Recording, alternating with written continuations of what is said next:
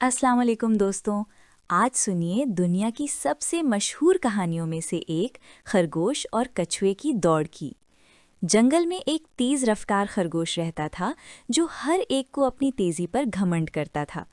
एक दिन उसने सुस्त कछुए का मजाक उड़ाया। तुम जैसा सुस्त तो मेरे साथ दौड़ भी नहीं सकता। कछुए ने मुस्कुराकर कहा, चलो दौड़ लगाते हैं, देखते हैं कौन जीतता है। तमाम जानवर जमा हो गए। दौड़ शुरू हुई। खरगोश तो हवा की तरह भागा और जल्दी ही आधा रास्ता तय कर लिया। पीछे मुड़कर देखा तो कछुआ बहुत दूर था। खरगोश ने सोचा, इतना आगे निकल गया हूँ, थोड़ी देर आराम कर लेता हूँ, और एक पेड़ तले सो गया। कछुआ आहिस्ता आहिस्ता लेकिन लगातार चलता रहा। वो खरगोश के पास से गुजरा, फिर आगे निकल गया और आखिर में फिनिश लाइन पार कर ली। जब खरगोश की आंख खुली तो कछुआ पहले ही जीत चुका था।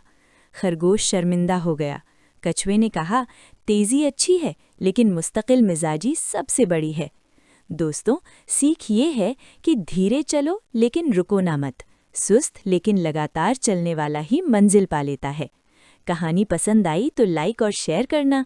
कमेंट में बताओ तुम कौन हो, खरगोश वाले या कछुए वाले। अल्लाह हाफिज।